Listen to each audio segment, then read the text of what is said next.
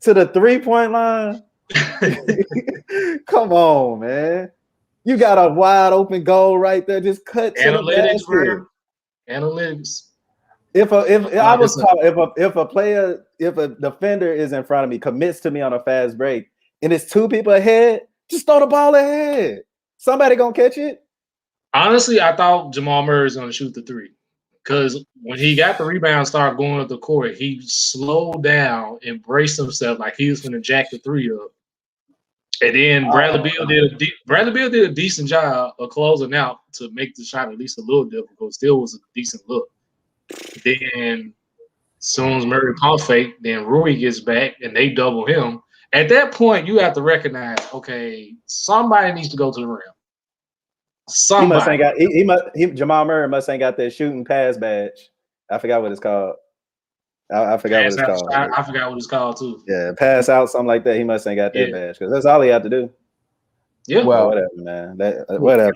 How y'all doing today? Interject this. No, we're not done talking about this topic. Let me interject here. And let me say one of the faults here is, to me, someone that I believe is part of the Mount Rushmore of our time in regards to basketball, and that is Steph Curry. Everyone believes there can be Steph Curry. Everyone believes that they can shoot the 3 at all times. Before Steph Curry really dominated the league with his 3-point shot and attempts, no one was really shooting 3s like that.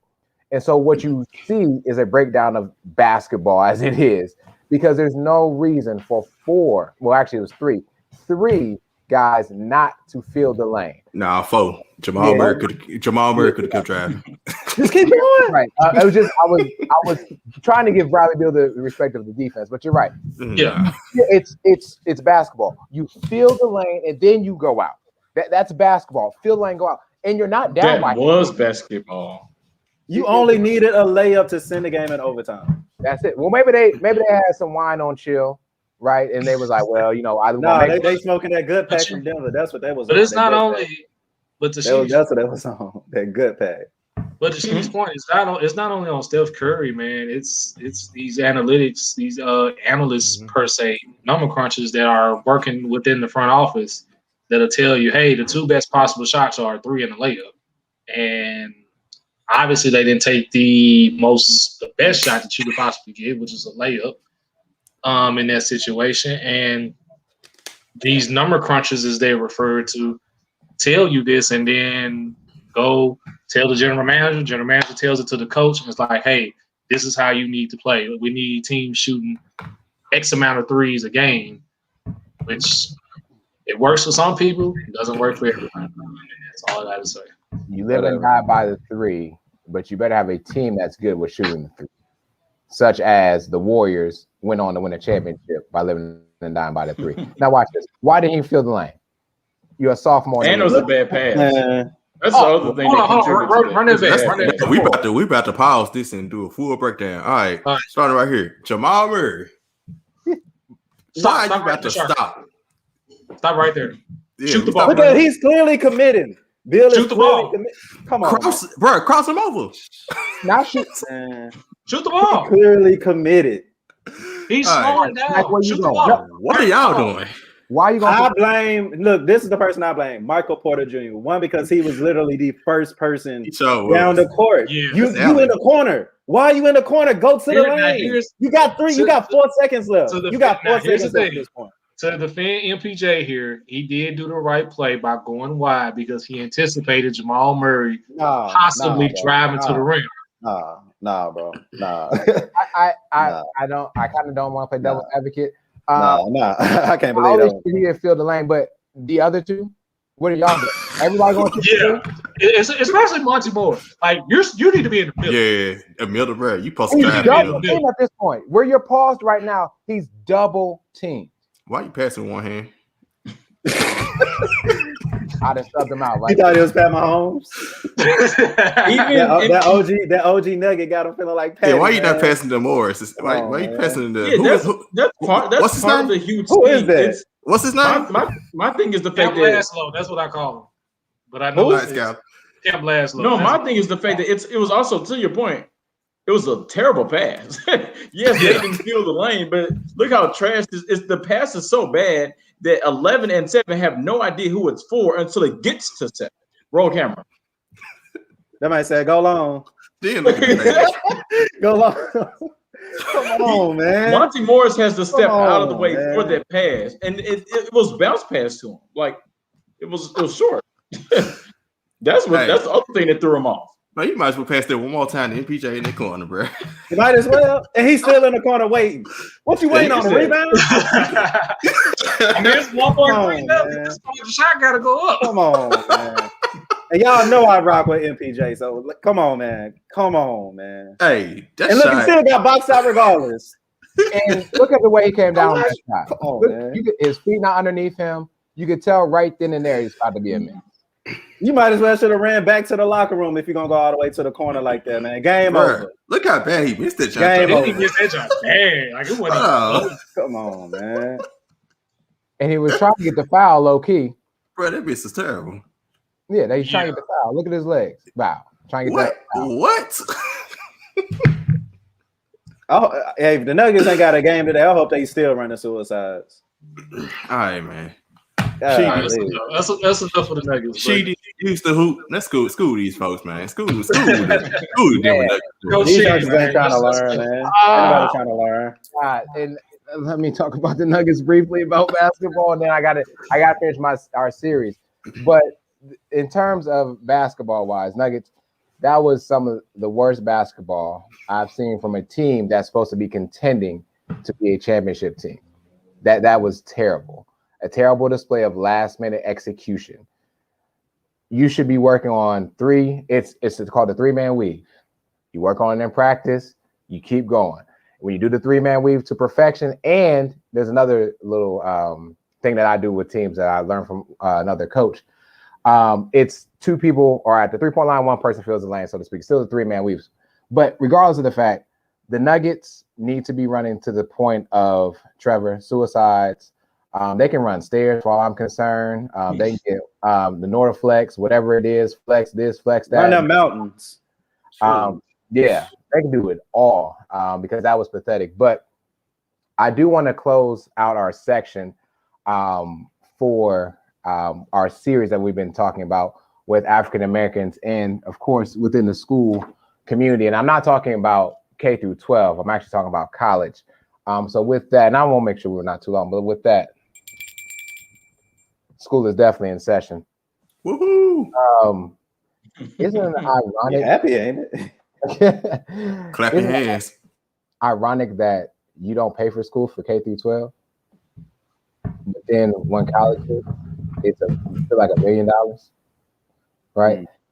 And so I wanted to talk about what we've talked about already, right? Our first part of the topic was, as an African American, you're 7 times more likely. Write this down, Black people. 7 times more likely to be offered and have an athletic scholarship over an academic scholarship, when most of us really ain't gonna play sports in college. And if we do, we're not of the capability, no offense to anybody, but not of the capability to actually earn a completely free ride.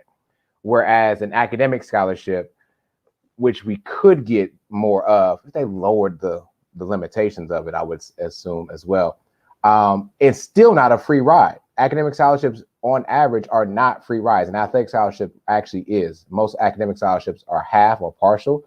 Very rarely are they full. So that was the first part of our series. The second part, we talked about student loans. And then we talked about the discrepancies in regards to race, which we always seen with African Americans, always seem to pay a little bit more. Here's the last part of this.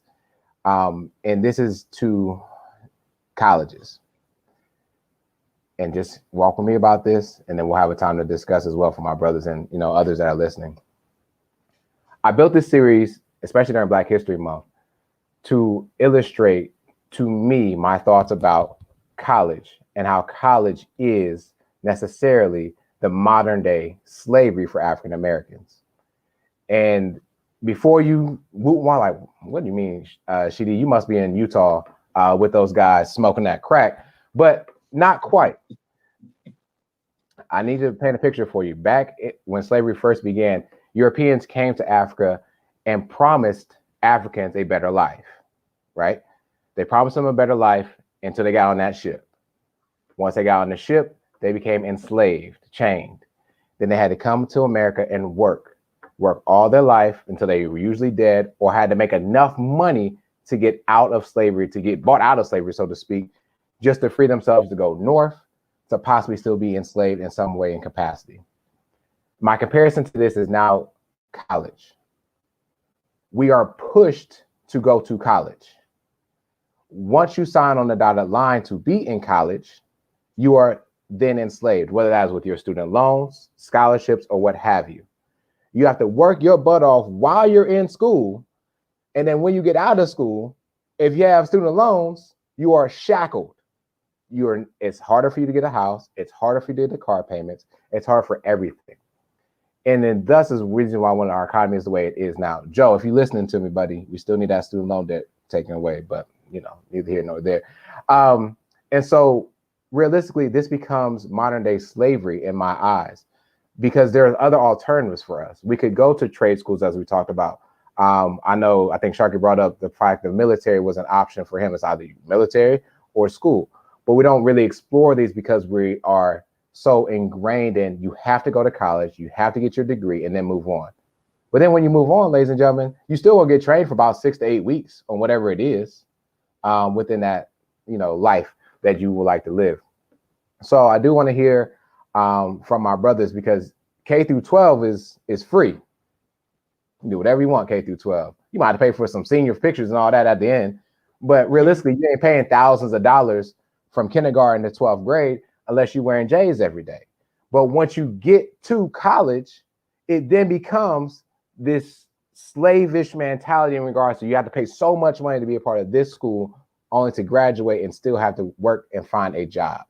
And so I would like to, in the order of Took, Sharky, Trevor, and Skylar, just discuss how you feel about college and my take on it being like a modern day slavery for African Americans.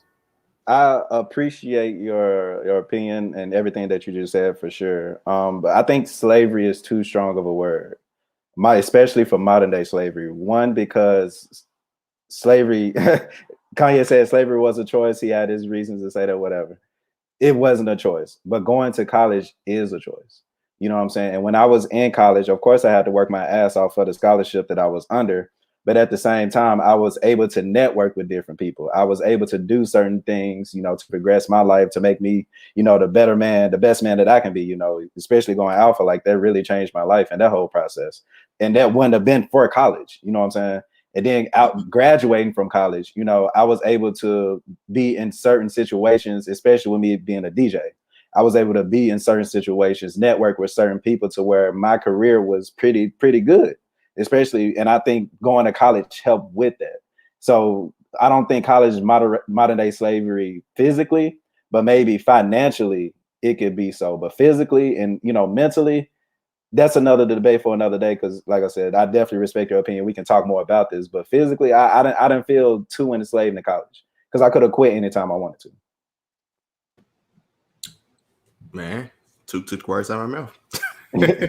Pretty much. I mean, I don't necessarily. I understand your point, Sheedy, but like you said, it's a choice. Slavery wasn't a choice. It was what it was, and there was no positive outlook afterward. So, although, like with me, it took me a year, especially an engineering degree, which you would think, coming out of school, you're making a lot of money. It took me a year to get a job. I eventually got to that point to where I am now, where I'm doing really good. And it doesn't happen without the college degree, so to say. Now, yeah, could I not went to college? If I know now, what I know now, if I know that then, sure, I could not went to college and, got to the point where I'm at now, but it still was a helping hand in it. So, and college was enjoyable. It was fun. One of the most fun times in my life. So I can't. Absolutely. Met some friends. I met Took in college. Like, that doesn't happen. Like this podcast don't exist if I don't go to college. So.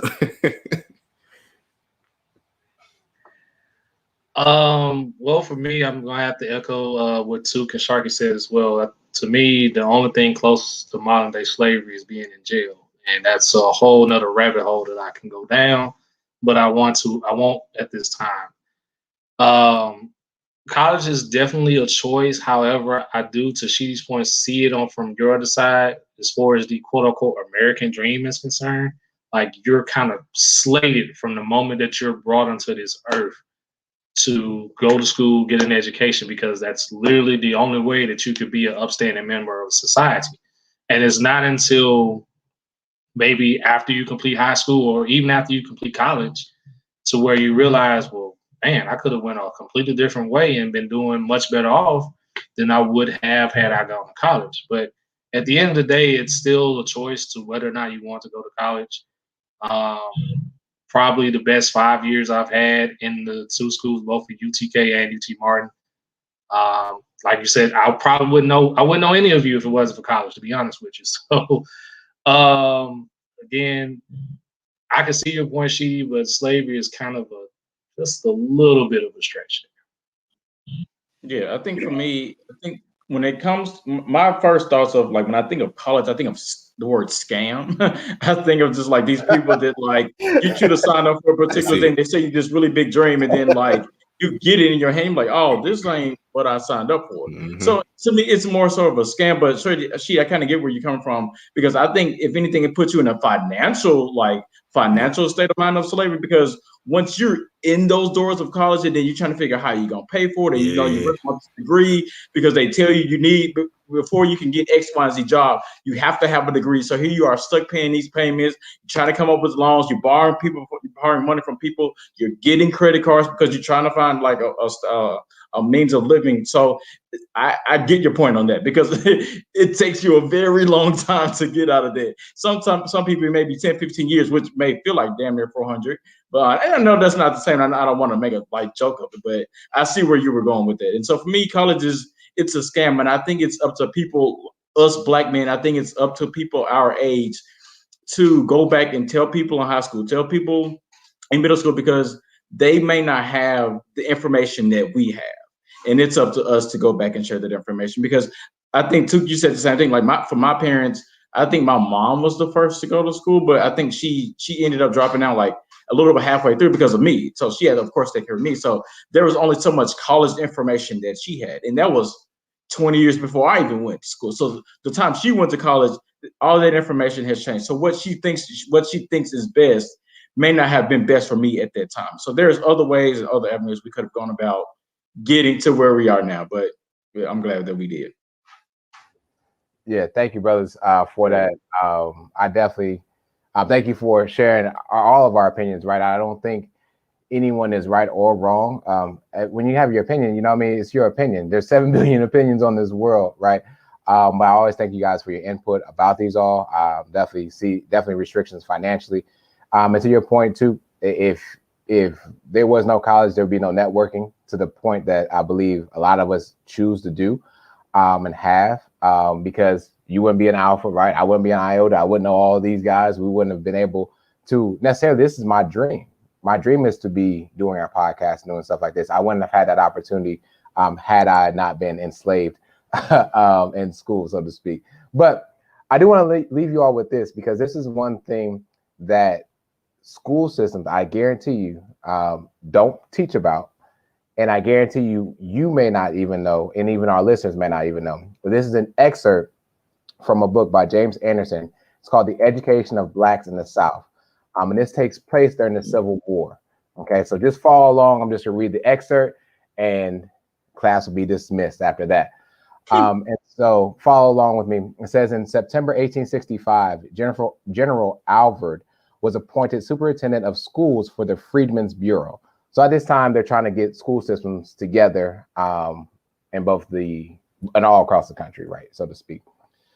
Alvord has traveled nearly to all the Confederate states by December 1865, and he filed his first general report on the Freedmen's Bureau of Schools in January of 1866. In this document, he reported an effort is being made by the colored people to educate themselves. Not only were individuals found teaching themselves to read and write, but he discovered a system of native black schools maintained exclusively by ex-slaves. Alvord estimated in 1866 that there were at least 500 native schools already in operation throughout the South. 500 schools that were operated by people that look like us. We are the originators of the school system. it's not going to be shared with you because the people that write the history don't look like us. But the more you listen, the more you know. The more you know, the more you grow. It's Sheedy. You know where to find me. Class dismissed. For sure. I like some woke brothers. Appreciate it. Great class. Awesome.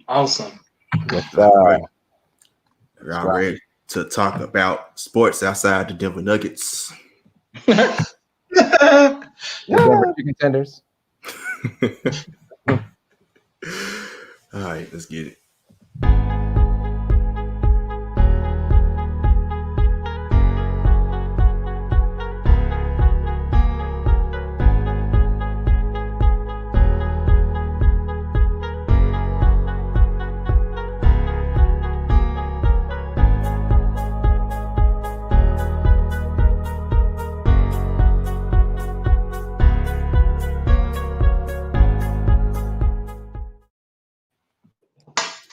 Let's be real about our NFL teams, part 1.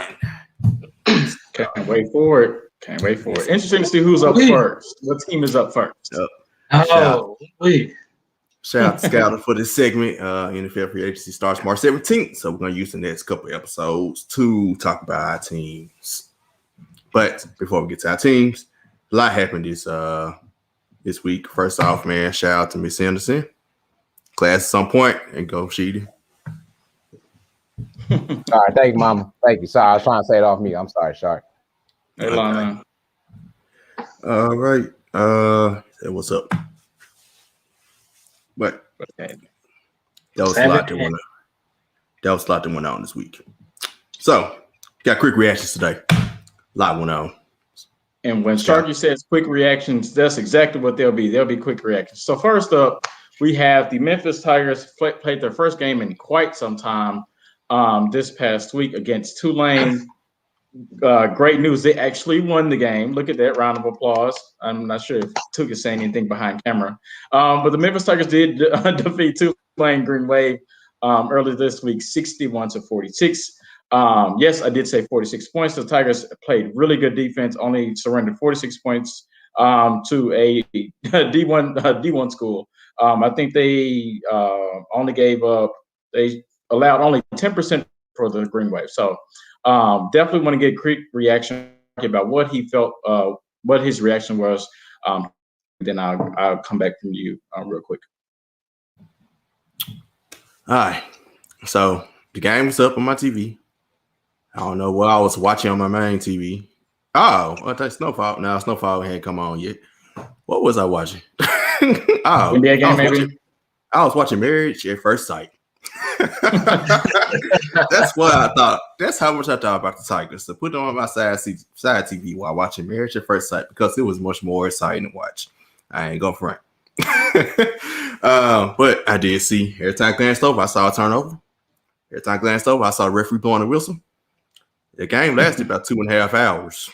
Marriage at First Sight is 2 hours long. The game lasted longer than this joint. College game's supposed to last that long. It's supposed to last right at 2 hours. That's an average NBA game. Right. They won 61-46, right? I know they ain't played in a while with COVID, but it's the Tigers, though. That's what they do. They turn the ball over. Savage just said it, man. 26. Nah, matter of fact, he said again, 26? We're barely over that age. Are you serious? What up, Savage? 26, man. Yeah, that's what caught my attention. But also, what happened today? The Houston game. They switched it where they got to go to Houston now, and they didn't add the extra game. I thought Houston got like a whole week free.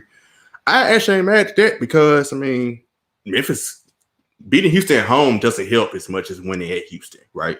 Beating Houston at home would not put us in tournament. I think winning at Houston, that might put you at the last 4 out, possibly. When beating them at home probably just got you back on the bubble. You still had to get the conference championship game. Winning at Houston, though, that opens eyes. So Memphis got their opportunity.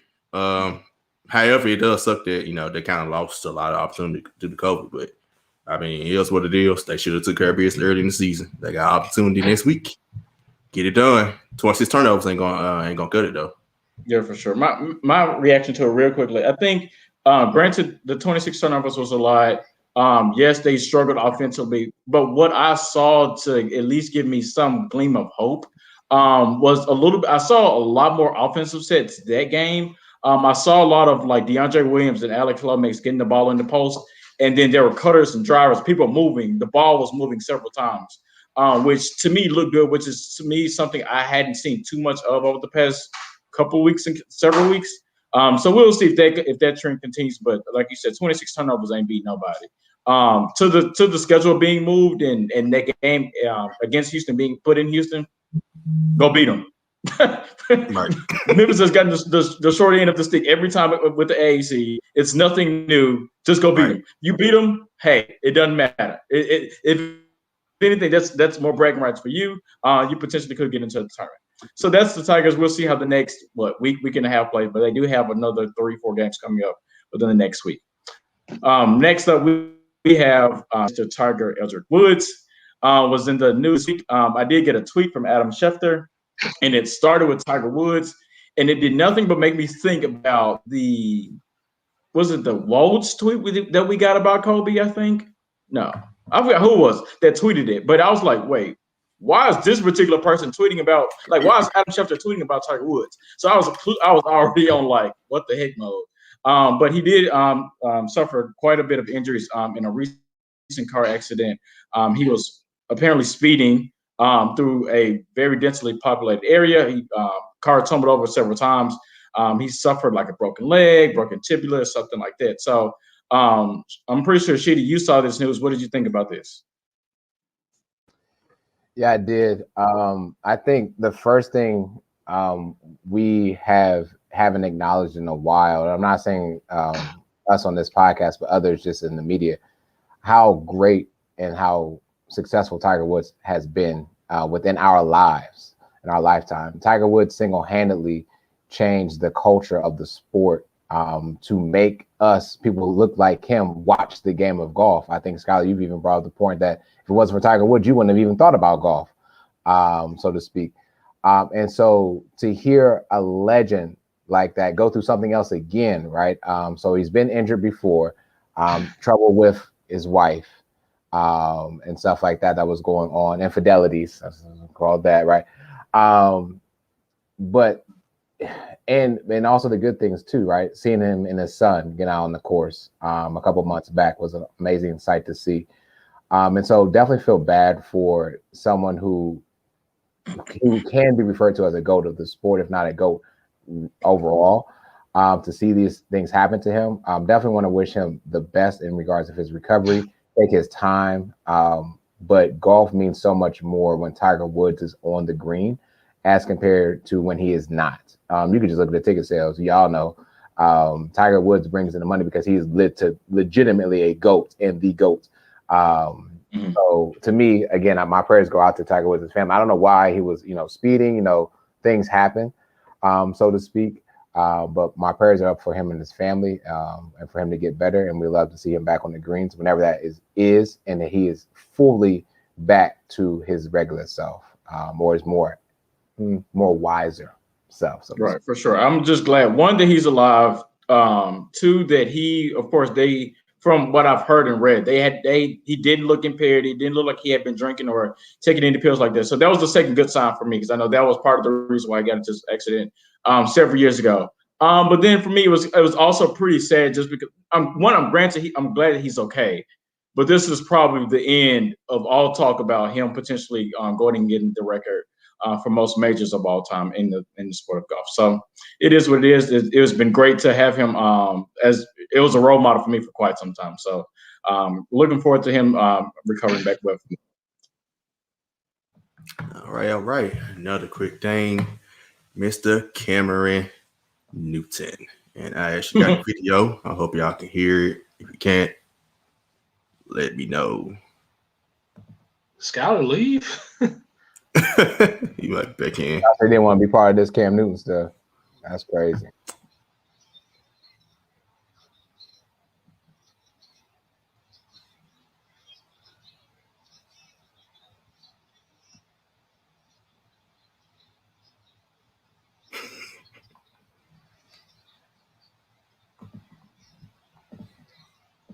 Where your daddy at?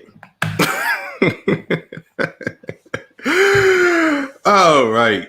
I can't get my mind off it. Where's your dad? Where your daddy at? That's a good one. I ain't gonna lie, that was a good one. Leave the homie Cam alone, man. All right. Something I will say to a little kid that's like trying to talk to me as I'm watching. I'm like, where your dad at, bro? Like, what? Why are you talking? All right. Since then, if Cam blew up on social media, the kid apologized. Me and Savage talked a little bit about him. Let's tighten up. But Took, that's your boy. Yeah, y'all know I love Cam Newton, man. Probably my favorite player in the league. But I thought this whole interaction was, I think it was overhyped. You know what I'm saying? Like, we know how kids are. We know what they are like. We know, especially in this generation. I mean, of course, you shouldn't call a grown man ass. You know, that has something to do with what's going on at the house. But I think, you know, the kid wanted and got it his 10 seconds of fame.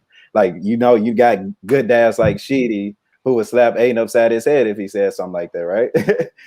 So it's like, you know, and Cam asking for his dad, like, where's your dad? You know, we joke about it, but it's like, yo, where, like, I think Cam was gonna actually talk to him, and we know, and ever since I seen his interaction with Kelvin Benjamin, when Kelvin Benjamin was talking trash on some really man-to-man type ish, like, that let me know, like, Cam Newton, like, man-to-man, like, talk to me, you know, face to face, and I think he wanted to see, you know, talk to his dad about that, because that it's not snitching, but it's like, yo, like, I need to talk to you. That, like, you can't be calling a grown man ass like that. But that is at the crib. No, so it starts at the crib. You know, shout out to Cam Newton for his, you know, maturity. You know what I'm saying? We see the immature that Cam Newton is, you know, especially over the past years. But, you know, this is done with Cam Newton, you know, being Cam Newton. And I wanted to actually end off with a question to y'all real quick. It's quick. You know what I'm saying? It could be yes or no, but this whole time I'm thinking this kid is interacting with the most relatable NFL superstar ever. How do y'all feel about that? Relatable. And what I mean by relatable, like, we've seen everything that Cam Newton has done in the league. The dab, the Superman, the everything, the swag. He got his own swag, but hey, that's a whole topic for a whole nother day. And he's representing the culture when he's doing it. No, I still say no. Relate. I mean, who's better? Who's more relatable? Yeah, name someone. I think LeBron is up there. No, NFL. Yeah, NFL. He's saying NFL. Oh, NFL. Okay. I'm sorry. Totally missed it. No, that's all. No. Yeah, I'm thinking. NFL. I'm sorry. NFL. It has to be. Yes. Honestly, yes. Yeah. Honestly, my first thought was Michael Vick, but now Michael Vick off the field kind of. In Ernest's career before he went to jail, he was kind of an asshole. Yep. Yeah, and it's like, what did you do for that? Like, what did you do for other people? Yeah, I get it. Oh, my bad, cut you off, Trevor. No, I was good. You good. I was just saying that, yeah, it's probably Cam. So yeah, and I think what also is overshadowed, I'm glad you brought this up too, is the maturity that Cam has displayed throughout his tenure. Let's start all the way back in Auburn, right? All the way up to where he's at now. And, you know, not getting another chance and Carolina having to be kind of shunned from Carolina as your team, right? And then going to New England and putting together what he could in New England. I mean, a lot of people forget this New England team is without two of their best defenders, right? And so a lot of times Cam Newton was playing somebody for Cam to throw to. I was just about to say that he was playing from behind, and then run the ball. And who was he going to pass it to, and who was he going to hand the ball off to? Because the Patriots were known not to pay a running back and a receiver, low key. So, I mean, Cam did the best he could with what he had, and so I hope. I don't need him too far south, but you know, some people will be calling for Cam Newton for a backup. He'll be back with New England. He'll be back. Yeah, and actually finish off, like I said, listen to last episode, Let's Tighten Up, dealing with the Colts with me and Savage. We spoke a little bit about that. I listened to the I Am Athlete podcast with Chad Johnson, Brandon Marshall, and Fred Taylor. Yeah. Cam Newton's on the most recent episode. Great episode. He'll be back in New England. I can see that. Or Washington Ron Rivera. But he spoke glowingly of Bill Belichick. He'd love to be back. But great whole episode. That was a really good conversation. And before I do move on to Trevor, I don't think we stayed this on here. Vincent Jackson, former wide receiver in the NFL, he committed suicide, I think, last week. Rest in peace. Joe said here he's still in his 30s, and he was a really good wide receiver for the Chargers and Buccaneers for a long time. Yeah, he hadn't been. I think he hadn't played since 2016. I think was the last time he played. That's crazy. And that man was holding it down at both with the Chargers and with the Buccaneers. Mm-hmm. Hey, Phillip was Phillip because of Mr. Jackson and all the weapons he had there. So let's be real. But from one black sports icon in Cam Newton to a previous black sports icon, it is now officially prime time in Jackson, Mississippi. Football season apparently has started for the Jackson State Tigers, and they debuted with an impressive, if you will, victory over the Tigers of Edward Waters by a score of 53-0. So my question to Sheedy, as our resident grad of an HBCU, just want to get your thoughts and what does this mean for Deion Sanders going forward as far as the whole aura of HBCUs being put on the map? Yeah, I'll begin with saying this. You know when you're at a HBCU, when you put something up and it gets stolen. And unfortunately, it doesn't matter who you are. Somebody gonna try to steal from you. That's just the HBCU culture. I hate it, but it's my people, it's our people, so it is what it is. And whoever did that, please return that back to Deion, man. That man's done too much for us to be trying to steal from him. He got it back. Yeah. Oh yeah, he got it back. He got it back. In regards to what this does for HBCUs, I was not one that was happy in regards to how it was advertised. I think when you get a name like Deion Sanders rings bells everywhere. And I think we even put it up in our own group chat, like we were surprised of, this game was actually being like shown and televised, right? But you didn't hear this on a daily from ESPN. You didn't hear this on a daily from like TNT. Like no one else was saying anything about this huge deal. HBCUs, we don't get no shine for basketball or football, and we're talking about football right now, for any of our sports because we are just looked at a little bit differently. And it is what it is. But in regards to HBCUs and in regards to this win, it's a great win. But when you look at the talent that is within HBCUs, it's kind of like you have a top tier, you got the bottom, and Deion and them played the bottom, right? And so I would like to see him progress and play against some other teams. Again, a great first win, great way to start off your career with a shutout, not a blowout, but a shutout. But want to see how this transpires throughout, and then definitely want to talk to his media and press team because when he was about to be coach, we knew all about it. I mean, it was signs and everywhere. It was all over social media. But then during his first game, when his first game was coming up, I didn't see the same type of love that should have been there for him in that school and what they're doing. Yeah. And real quickly before we move on, I just want to give just a kudos to NBA TV for actually taking the time to highlight that in the midst of them actually showing two HBCU basketball games. Got the exact day. So kudos to NBA TV for that, picking up the ball where everyone else probably should have in terms of Deion. So. Yeah. And one last thing on Deion. Shout out to, I don't watch First Take anymore, but I happened to catch this part. They had HBCU week this week. And I forgot which day, I think Wednesday or something. I caught, they showed a video of Deion talking to his sons, which both of them would be playing for him at Jackson State in the fall. One played quarterback who just transferred, and the other plays safety, who's actually at Jackson State now, but he's not eligible to play because he just graduated. So also a really good scene. If y'all can find that clip, check it out. That was really cool to see. But last thing for quick reactions, WNBA, shout out Renee Montgomery. Bought the Atlanta Dream part where she's part of the ownership group that is now owners of the Atlanta Dream. That isn't here, just saw it today. Sheedy, back to you. Yeah. One, it's great. I mean, we've been talking about this movement for a very long time. Not the Black Lives movement, of course, we've been talking about that, but just the movement of ownership looking like people like us. And it's amazing to hear she's a two-time WNBA champion, and she opted out the season to do this and become part of this. And this is an amazing thing. And this tells y'all, right, if you're listening, if God is knocking and tell you to go do your dream, go do your dream. Not saying the Atlanta dream, right, so to speak, but her dream was to own a team, right? And she did that, even though she was already being paid and was already proving herself as a champion. She still said, nope, I'm gonna get my nuggets in a row and I'm gonna go in and get my dream. So let that be known. Your 9 to 5 might not be what you need. Go get this dream.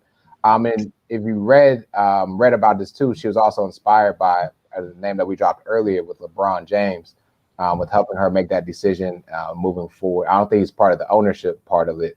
However, he did have some great influence with that. But love to see that, and love to see that's a big step for us. And who is it? Again, it's the ladies from the WNBA that seem to be making these first steps into making the power moves that are really the social injustices that we need to be fighting.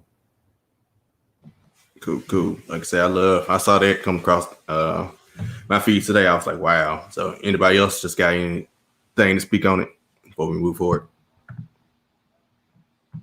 No, one quick note for me. I just wish that like BET would like mention some of this stuff that's going on in sports, whether it's the WNBA or like Deion Sanders, with him having his first win. Like BET should make some note of that, right? Like that's completely dropping a ball. That's an entire bag that they're missing out on, right? Maybe that's just me. Like it shouldn't be like I shouldn't be like, dang, NBA NBA TV is hosting like this HBCU basketball game, but they can't but BET can't host like this football game for Deion. It just blows my mind that they drop a bag like that. Or we talked about this like a minute ago. They'd rather play Baby Boy. Like we talked about this. Oh nah. Or Tyler Perry movies. Hey BET, come holler at us. That's an entire bag that they drop. Yeah, come holler at us. We can do the job. But let the hip hop awards be coming up though. That's all. That's everywhere. And we want 6 figures though. Watch BET during the hip hop awards. When the hip hop awards are coming up, every single ad or television commercial during any show that you watch, Baby Boy, is going to mention the BET awards every time there's a commercial break. It's guaranteed. It's like the only thing that they have to sponsor. Viacom, BET, hire us, but we want 6 figures each off top. At least. And a signing bonus. Hey, they got it. Yeah, and a signing bonus. So hey, y'all got it. I don't need 6 figures, but that's y'all. You can pay my car note for all I care.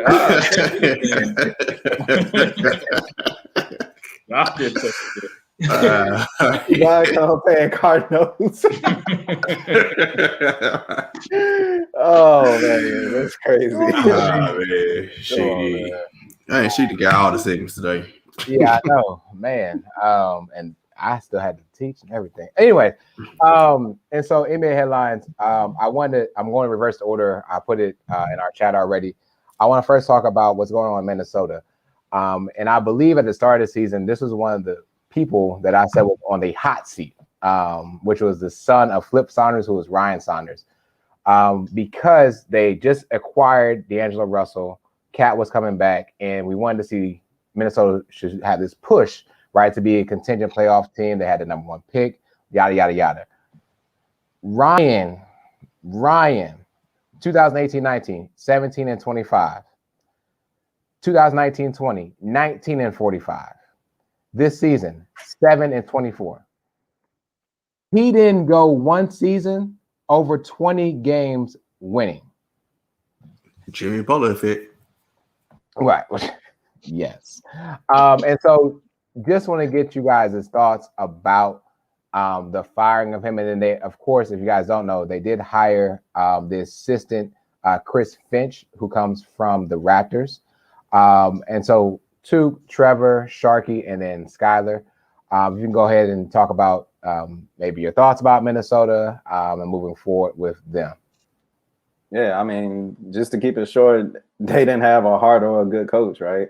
I mean, you just read off those records and not just one record. You know what I'm saying? You drafting, okay. You know, Cat is all right, but he's still not an all-star yet. You know, you get D'Lo and it's like, I think he's been injured all season. So, I mean, it's okay. You know, Anthony Edwards, I mean, he's okay. You know, he probably got the dunk of the year. No, so he got the dunk, though. Yeah, he got the dunk of the year. He got the dunk of the year. So far, he got a dunk of the year. Yeah, but you know, and people like to say, "Oh, don't bring up analytics. You're gonna mess up a good play," which I get. But he was 0 for 7. You know what I'm saying? I mean, you don't want that from a number 1 pick. So I think Minnesota got to figure out their identity. They got to figure out a good coach because I don't think this assistant is gonna be any good. And they clearly looked over a black man yet again. But it is what it is. Same shit, different day. The Minnesota situation is basically, to me, a full example of what Draymond Green was talking about when he was mentioning the double standard regarding teams and players. Now, to Ryan Saunders' credit, the record reflects itself. He wasn't really very good in his tenure. But a lot of that, of course, has to do with D'Angelo Russell being out of the lineup as well as Cat. And things of that nature. Because I believe they've only had maybe 5 games together since acquiring him. And that's a recipe for disaster for any coach when your 2-star players are not able to build their chemistry together throughout consistently playing together. But at what point do we have to start looking at the front office of Minnesota, man? Because how long has it been since they've been in the playoffs? Since Jimmy Butler was there? As Shark mentioned, the Jimmy Butler effect. And did they go? Yeah. Even then, when Jimmy Butler went out with his injury, I believe at the time the Timberwolves were like a 4 or 5 seed. They were a 3 seed. They were a 3 seed. They fell down to number 9. They fell down to number 9, and Jimmy Butler had to come back and basically save the season and get them back in the playoffs. And, of course, they ended up losing the first round to Houston. But at what point do we have to start looking at this front office and just say, okay, why are you constantly in the lottery every single season? Like, I can't remember. I think that season with Jimmy Butler was probably the last time that they weren't in the lottery.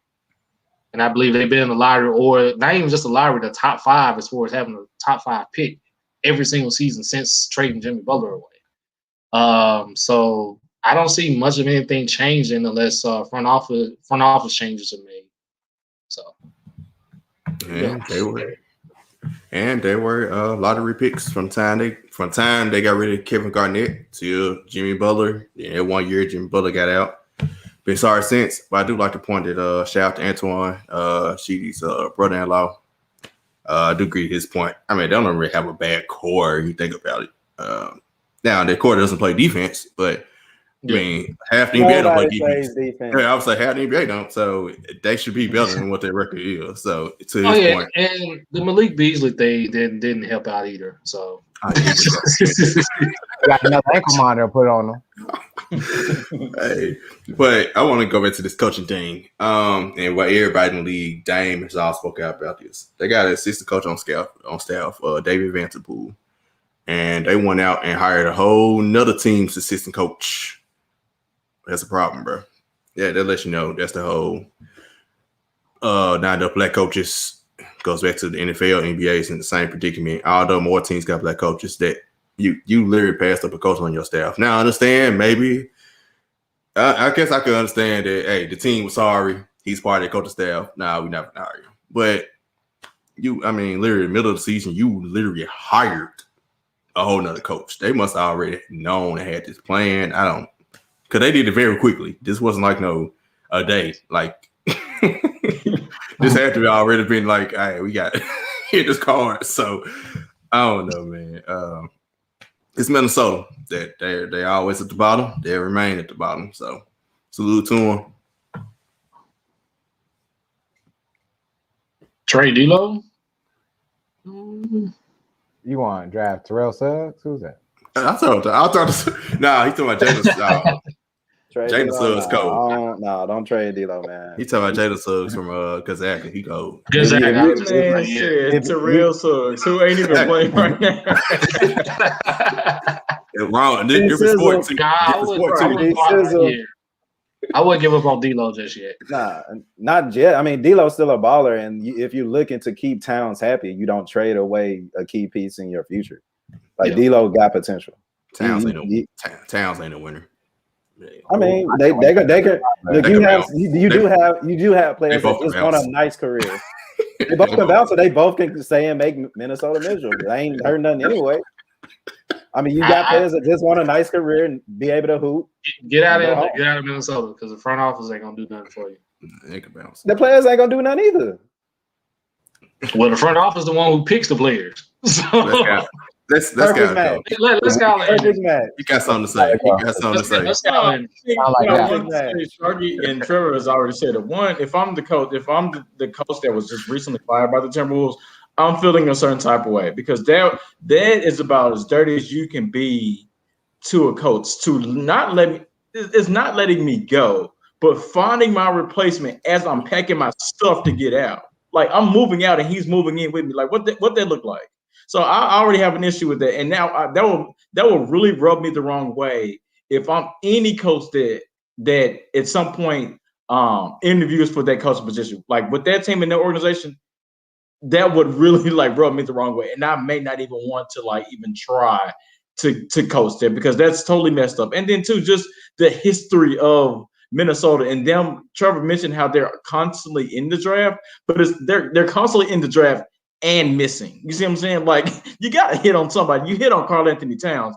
Karl Anthony Towns is good, but in my opinion, I'll get to this on Charlie now, but I don't think Karl Anthony Towns is going to be there not much longer. Sorry, that's just me personally. So they got to do something. I don't know what the heck they need to do in Minnesota. They need to get the right people in the right seats and positions to make the right decisions. But Minnesota ain't, and it's also because they're in the West. The West is super stacked, and it's going to be that way for quite some time. They stuck. So good luck, Minnesota. And as I wrap this up, and like I said, Malik Beasley with his ankle monitor back on again. KCP. The thought about this is like, I look at the 76ers, right? And they did a coaching change. And they kept their two young core members, and they're having actually, a better season, so to speak, right now.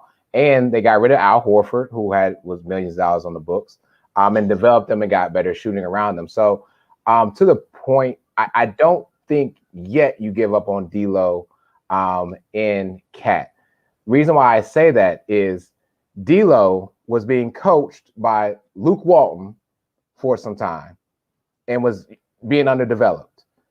We agree that Sanders was not a good coach because he didn't win 20 games any season. So even then, Cat wasn't being developed the way he should have been. Now, I know we'll get the troll now about Cat and all that other stuff, but I don't think you quite give up on them yet. I think you do need to find a better coach. And of course, we all know that coach should probably look like the same as the players. So speaking about the players, let's talk about the All-Stars reserves. And I'm not sure if we can pull that up, but if we can, great. If not, I'm going to read off the pool of reserves. So you already know we have Giannis, Bradley Beal, Steph Curry, Luka, Joel, Kyrie, who I don't believe should be starting, Joker, and Kawhi Leonard. Right? Hater, goodness gracious. No, I have to say about Kyrie, I'll hold off.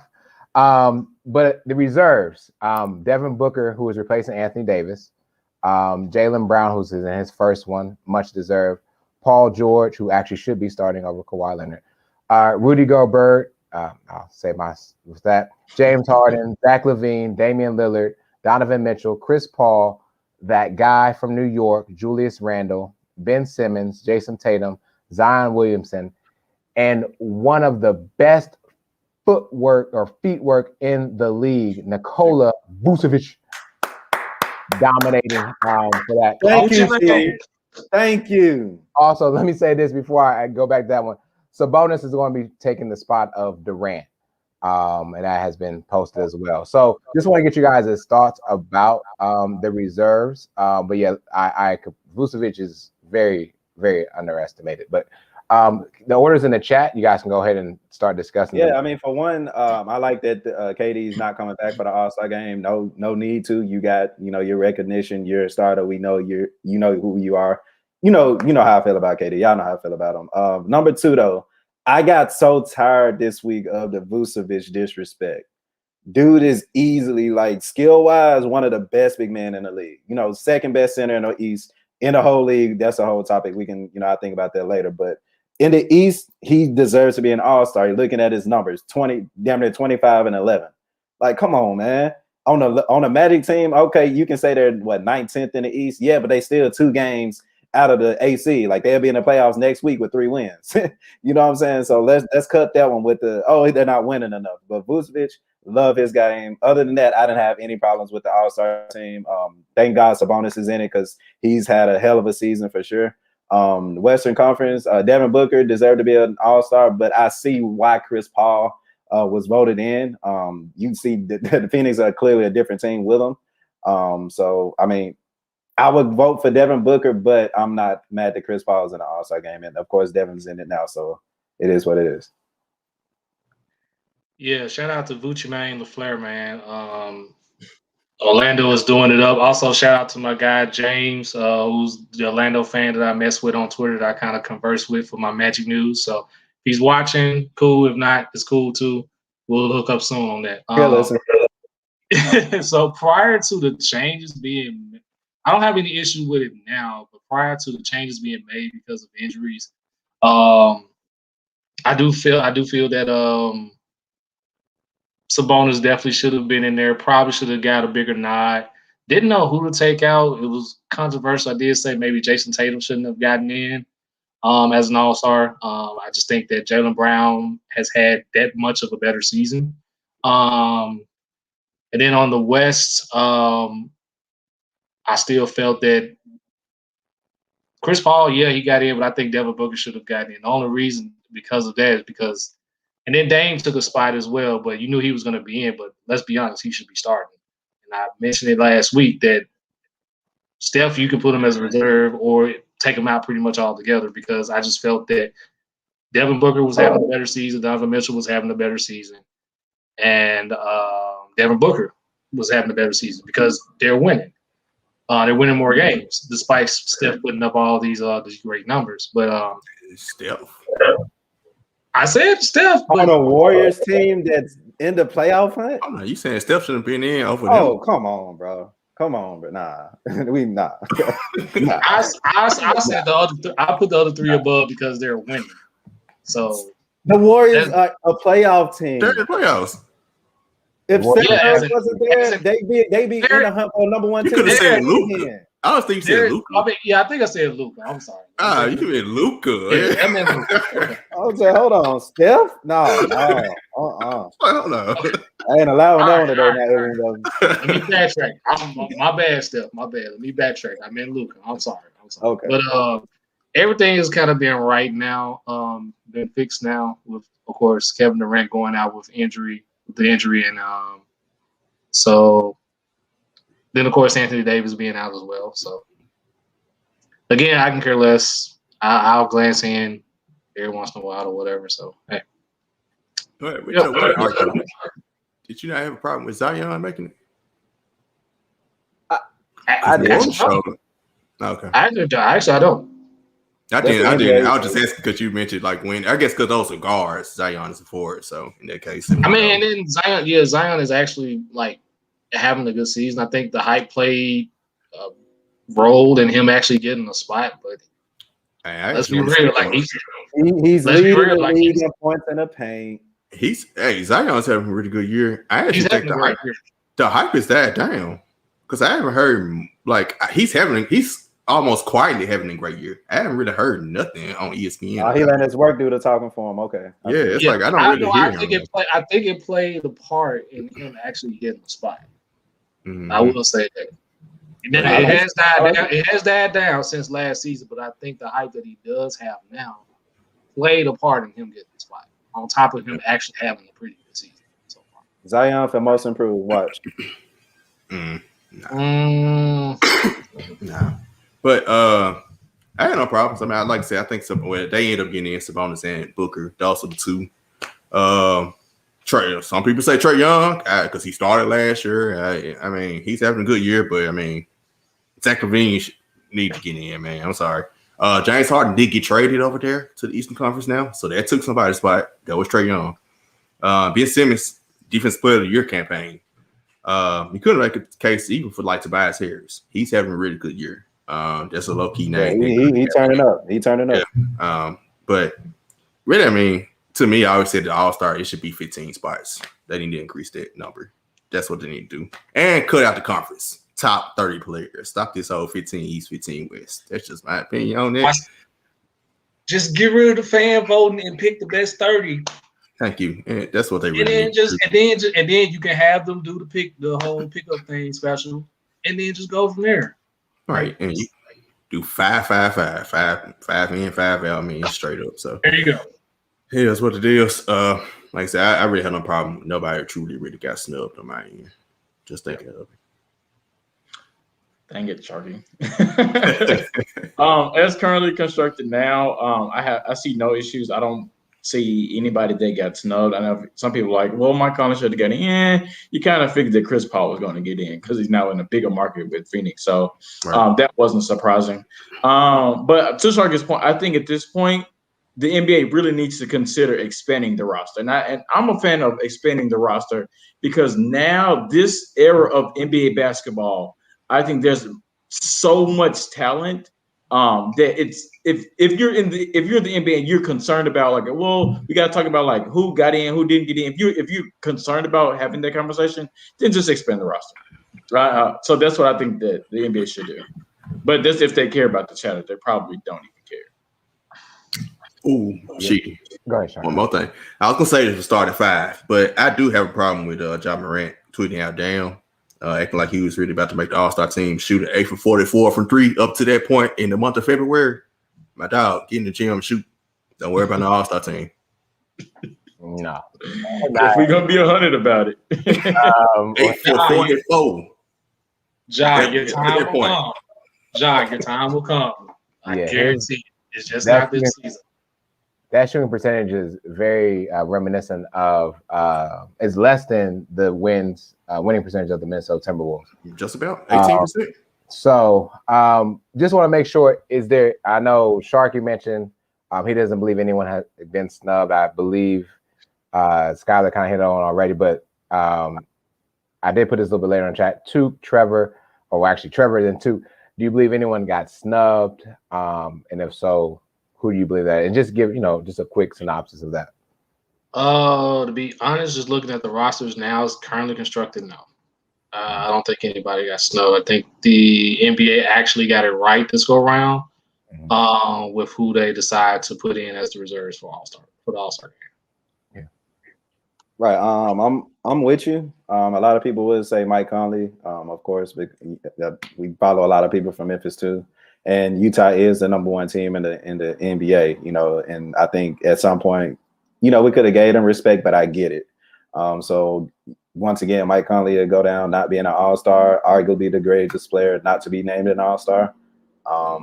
It is what it is, but I think he'd rather continue to be, number 1 than anything. So shout out to Mike Conley. Yeah, definitely. Shout out to Mac 10 himself. I do want to just a quick breakdown of where we stand in the East and the West. So the East in the top 8 teams, the 2 teams that were not represented are the Raptors currently and the Hornets. And then in the West, the 1 team that I'm telling you right now, I do not want to see in the Western Conference playoffs because they still have a great coach, and that is the Spurs. The Spurs have no one that is part of the All-Star weekend. And if you look at their stats overall, and I did look at their stats, their scoring is balanced all the way around. And they score a lot in the mid-range where it counts, to be honest. You have 2 of the better mid-range players in the league. I would probably echo top 10 with LaMarcus Aldridge and DeMar DeRozan. And so when you need a bucket, you can get it. Now they all-star level yet? I mean, all-star level again, because they used to be. Maybe the numbers didn't really excite you to be that way. But this is a team that you definitely want to see in the playoffs because regardless of what you think, they still have one of the greatest coaches of all time. To take that one off out. Will pop. So that's why take that one of out, baby. Come on. Yeah, I'm still not gonna like turn into the all-star game, so to speak. I'll be on and off. I was very much a fan last year with the Kobe one, but I don't see the hype on this year's because I hope no one gets COVID or there's a whole bunch of stuff that happens because people are at the all-star game. So I'm not really a big fan, but I don't believe anyone was snubbed. I am a Miami Heat fan, and I don't believe Miami, even though Bam signed a contract with Jordan today, I still don't believe they've done enough to have someone in the I was gonna say the playoffs into the All-Star game. But now Jimmy missed a lot of games too. Yeah, and Jimmy's doing for Miami right now what he did for Minnesota when he came back from injury as well. But enough NBA. It's time to turn our focus now to the NFL. Surprise, surprise. What team it is? So let me walk into this game and let me walk y'all into my idea. So of course there's no NFL. There's no NFL currently right now, and I'm already missing football. We got to make sure we give Toot something to talk about. He patiently awaits Deshaun Watson coming to Carolina. So I just kind of randomly thought of like a game that we could play for the next couple of weeks. I know Sharky mentioned that the free agency is a free agency that starts March 17th. Free agency starts March 17th. So just to give us something to talk about, give us something to wish and hope for. We're just gonna play this game called, and it's going to the title. Our favorite NFL teams. Yeah, favorite NFL teams. So every team that we talked about, whether it's the Cowboys, the Panthers, the Steelers. We'll talk about what went wrong with your team last season, what changes can be made to have a better season next year, and who would you draft in the first round to have an impact on your team. So, of course, the Pittsburgh Steelers are first. So we'll jump into this quick little slide that Trevor and I put together, and then we'll go ahead and y'all can let us know where we went wrong. So before we talk anything negative, we wanted to talk about what went well for the Pittsburgh Steelers. As you see, they finished 12-4, did start 11-0. We, of course, won the AFC North. The AFC North is only run by two teams, and that's the Pittsburgh Steelers and the Baltimore Ravens. So remember that, Duke, and when Savage comes back up. Whatever. Now, no, go back. Now, we did lose to the Cleveland Browns. Did lose to the Cleveland Browns. Bring this back up. The defense did lead the NFL in sacks. They were second in turnovers and first in interceptions. So there was a couple quick positive highlights that we have for the Steelers. But we'll go ahead and get into what went wrong. Next slide, please. So what went wrong for the Pittsburgh Steelers? Next slide. Injuries. I know we're on this podcast. We don't like to make excuses. For our teams, we don't like to make excuses for what went wrong. At the end of the day, just handle your business. But the Steelers did suffer three key injuries on the defensive side. Started with, of course, Devin Bush in week 6. Bud Dupree, who was really coming on, actually may have finished second on the team in sacks, who was also due up for a potential free agency move or being franchise tagged again.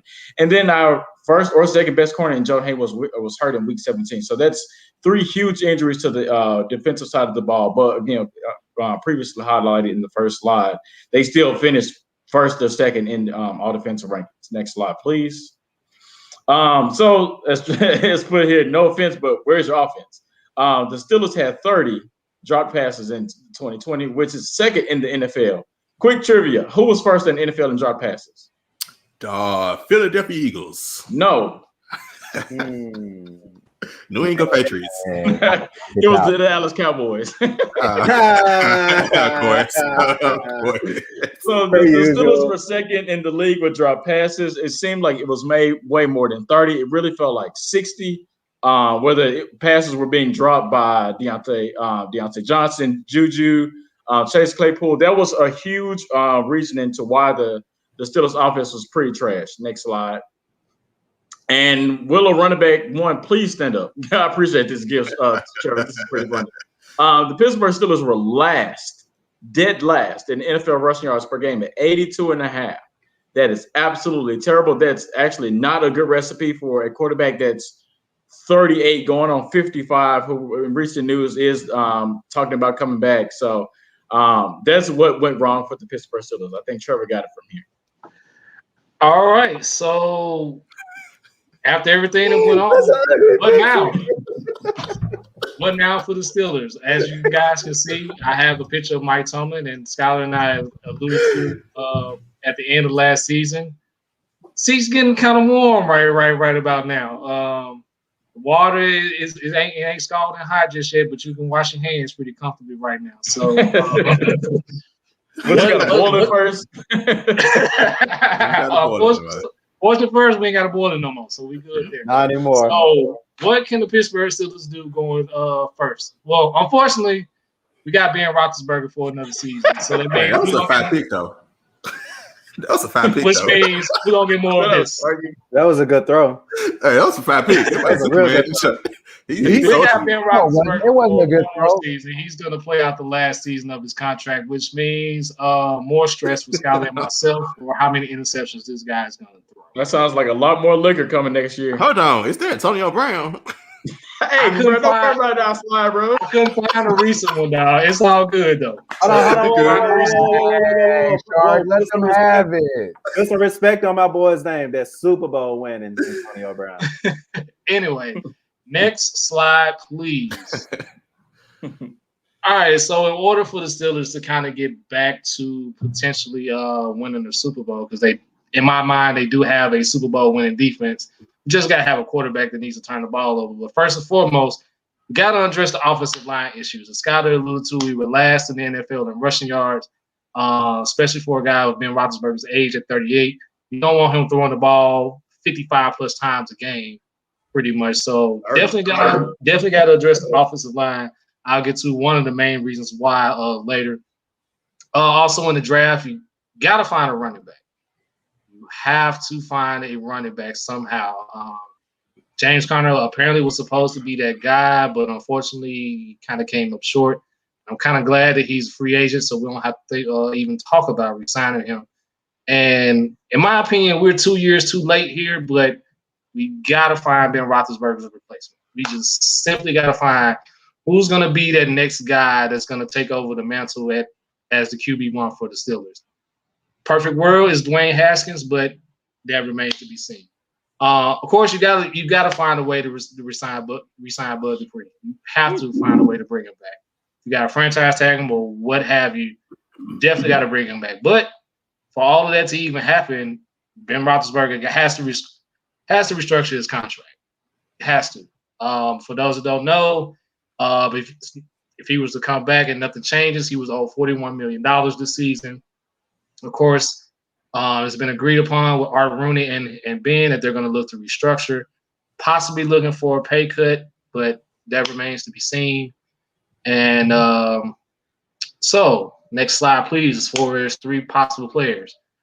Potential draft targets for the Pittsburgh Steelers in this upcoming draft. If we're going to look to get a quarterback in this draft, to possibly take over for Ben, a pretty decent option that Skyler and I came in would be Trey Lance from North Dakota State. As far as addressing the offensive line issues, and a lot of the mock drafts have us with the 24th pick, our first round pick, taking Landon Dickerson, which is their center from the University of Alabama. And of course, also third possible choice would be Alex Leatherwood, which is the offensive tackle from the University of Alabama.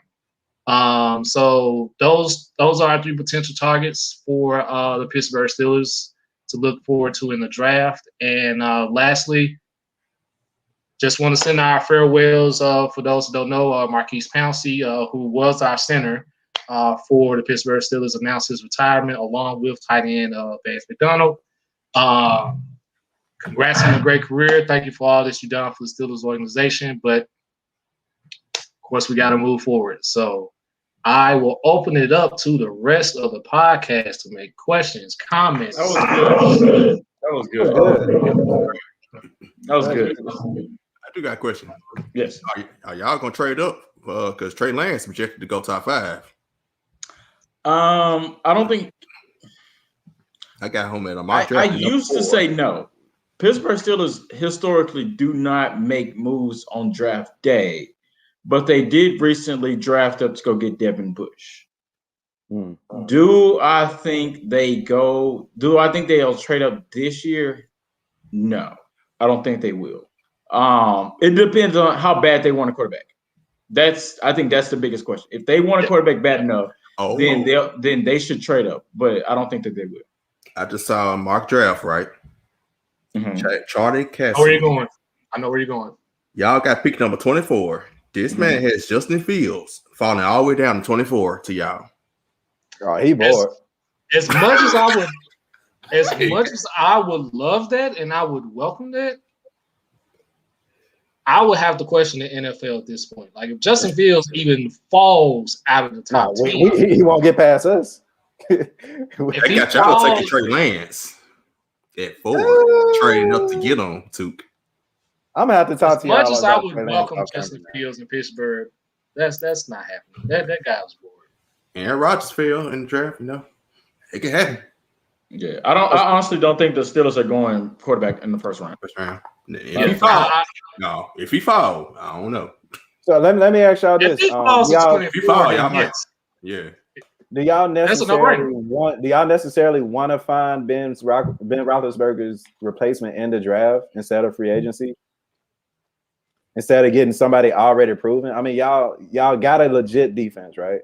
You know what I'm saying? Y'all got to find a number 1 running back, of course. Juju, number 2, but, you can draft a number 1 receiver or something like that. But do y'all necessarily think that y'all have to force yourself into finding it through the draft? Like, y'all can find – clearly, Ben's going to be there all next season.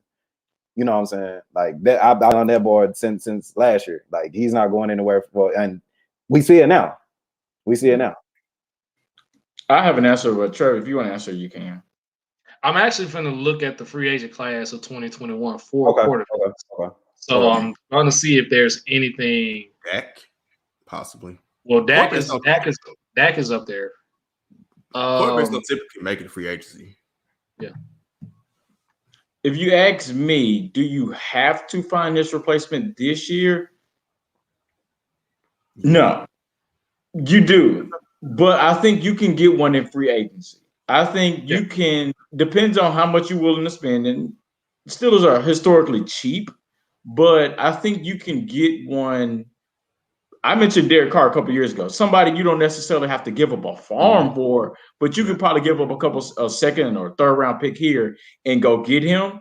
And then you can just kind of keep him there, or you can get it, or maybe get him next year. I don't think you necessarily have to get him this year because you also don't have an offensive line. You don't have a number 1 receiver to go to. So I would be skeptical to go up and draft a quarterback that you think necessarily have to have now, but I don't think you have the weapons around him to make him look good, I guess, to say. Sheedy. Yeah, okay. I don't know. Sorry if Trevor was about to speak, but okay. In regards to, first of all, it was a great presentation that you guys put together. Kudos to y'all for setting the bar pretty high. I don't know how anyone who will exceed that one. Come next. Jesus. I know. Well, it's a rebuilding PowerPoint for you. But what I will say is, if anything, Steelers take what was seen in Dallas.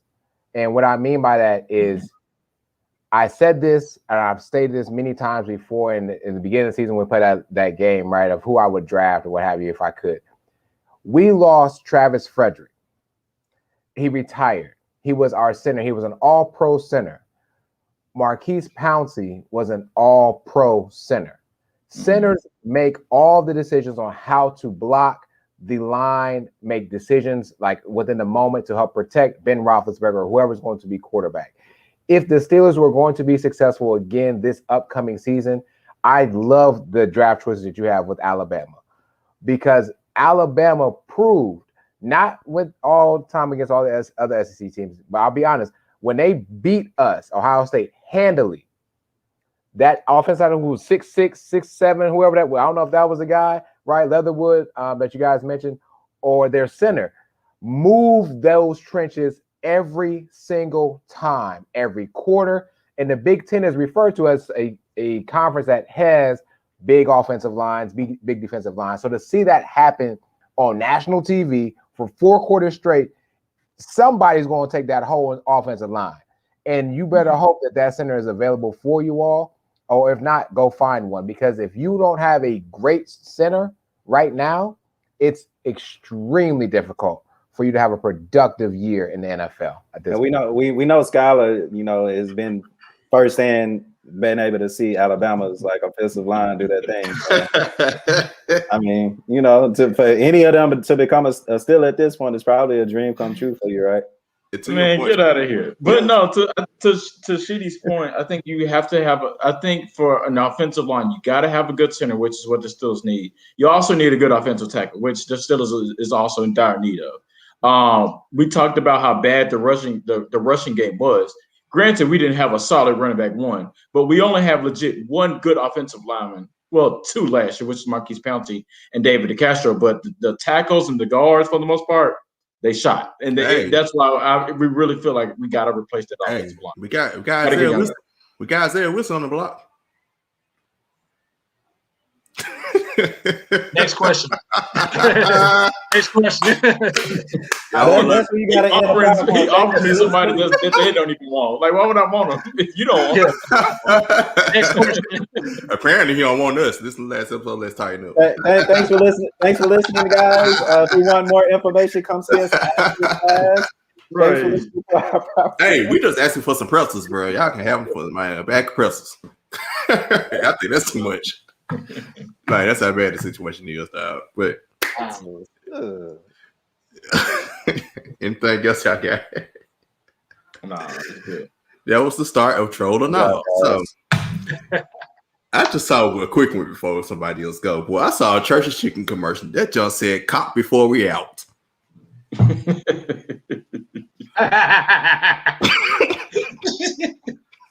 Right, middle of the PowerPoint. I'm looking up the TV that just said "Cop before you're out." That guy's got some chicken tenders or something. I was like, bruh. They got new chicken sandwich. Yeah, I was saying they got new chicken sandwich. At this point, everybody got chicken sandwich. McDonald's had revamped their chicken sandwich at this point. I'm done, bro. Now Taco Bell. That's the troll, bro. Hold on, I'm about to get the picture of this one. This is a troll, bro. It's got to be. What is on it, bro? Somebody else got it. I definitely got one. You want to talk about trolling? You talk about trolling. So y'all heard of Dawson's Creek, right? Yeah. Have y'all ever heard of Schitt's Creek? No, I did not just use profane language because it is the TV show. Yes, it is spelled S. Yeah, I know what you're talking about. I haven't watched it though. No, I did not. This show's been going on since 2015, and they've been allowing shit to be said on TV since 2015 Is it? Is the universe totally you're saying they're allowing the actual S word, SHIT, sugar honey iced tea? I saw an advertisement. Thank you, Shaka, for bringing up advertisement. I saw an ad for Schitt's Creek, and they said shit. So I'm like, hold on, did they just cuss on TV? And they spelled it like this, and I'm like, oh, holy shit! Like, all right. No, I didn't cuss because I spelled it like that. So we no, you're not being trolled. You're not being trolled. You're not being trolled. Okay. I can't. Yeah, it's got to be good. They've been running since 2015. Somebody watching it, right? Somebody watching. Eugene Levy, shout out Eugene Levy. He's in it. What the hell is this? That's a Taco Bell chicken sandwich. It look like shit.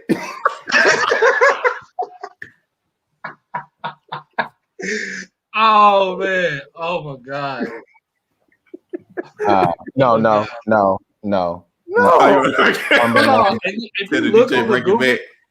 If you look on the Google search, like just it looks like a pancake waffle with a chicken strip going through. Yeah, is that they trying to take the McGriddle? Right. It don't even look like a McGriddle. It look like a biscuit. Right. With some jalapenos.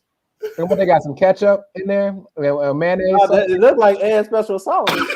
They what the hell? Put yum sauce on the taco salad. Luke with the reference, man. Luke with the reference. Good job. Rolling in his grave right now, man. Y'all can't be disrespecting Cal like that. So y'all disrespectful. So Taco Bell is sold on they're not going to put anything on a bun. Everything's got to be a taco. And why does some wars don't need to be spoken about. Taco Bell, you win. Like you're the only people that we're gonna trust with tacos, not me.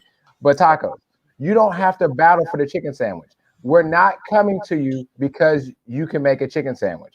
We're coming to you because we're drunk and we want some tacos. Bring back the cinnamon twist. No, bring back that Mexican pizza. The pizza, my fault. Bring back pizza. But here you go, bringing this up, and I mean, it's dripping out too. It looks disgusting. Then I'm looking at this other picture right here of a dry chicken sandwich from Taco Bell. It's like the third picture from the left. And I'm disgusted. I was already not going there because their meat ain't real, but now I'm definitely not going because I don't want no chicken sandwich. The next thing will be a tuna. They're going to bring a tuna taco. Right. That could at least brought back the naked chicken taco. This is actually good. Exactly. Why is there no sauce on the tacos?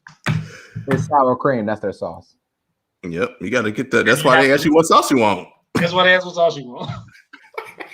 So why are y'all so fat? Was the other one a fully clothed chicken? Since it's the naked chicken? Yeah, that's actually chicken. Goodness gracious. That's actually a chicken. Yeah, you can see mine says they're fully clothed. That got a jacket on and everything. That got a mask on and everything. Obviously, the Denver Nuggets were trolling it last night, and I got some other ones. I think Skylar, did you have one? I have one about Karl Anthony Towns, but trust me, it ain't beating the naked chicken taco. The chicken whatever taco. Mine ain't beating it, but I'm just gonna shoot anyway because I saw this article earlier, and I felt that I'm just gonna bring it to the table. So. This was from ESPN Plus. So Bill Connerly, a writer for ESPN today, listed the top 60 college football quarterbacks of the 2000s. So I'm just going to jump straight to it at who he had at number one, and it'll be a troll and all. So troll and all, and this is who he had at number one. Baker Mayfield is the best quarterback of the 2000s. Since the year 2000? The entire 2000, yes. You talking about with Tim? You talking about with Tim Tebow, Cam Newton, Matt Leinart, Vince Young? You telling me Baker Mayfield? I beg your pardon. Hold on, let's not get too disrespectful, guys. I'm about to mute two for one. What? Just for context, I'll run off the top five. So he has Baker Mayfield at 1, Cam Newton's 2. Vince Young's 3, Tim Tebow's 4, and rounding out the top 5 is Joe Burrow. That's not a bad list. That's not a bad list to me. To answer your question, Trevor, this is a troll because, of course, I feel like every quarterback that you mentioned after Baker Mayfield won a national championship. Am I not correct? You're right. So how in the hell is he the best college quarterback since the 2000s? Tim Tebow is arguably the greatest college quarterback all time. Right. Yeah. I'm not even about to challenge that one. Yeah. No, but I am trolling though, for real. Like on a serious note, y'all said he definitely didn't win a championship. Y'all know I said Cam Newton is number one to me. Tim Tebow right behind him. I mean, we could argue every day, and we both be right with Tim Tebow, Cam Newton. Joe Burrow in top 5, I can respect that. Baker didn't win a championship. He definitely put up great numbers. Definitely won a Heisman, but as far as like putting number one, here's my question. Here's my question. Would you put Burrow over Deshaun Watson? Who he has Deshaun Watson right behind Burrow at 6. No, I would, because Burrow literally had one of the greatest seasons of all time. That's the only reason I put him over Deshaun Watson as a college quarterback. They both Deshaun did it. Deshaun Watson did it for 2-3 years though. That's my only thing. That's my only. This is like. And he like entire career. Well, I can't say about Deshaun. He didn't win the Heisman, and he had like 17 picks one of those years. The year he won that championship, as a matter of fact. So it's split hairs, but Baker ain't.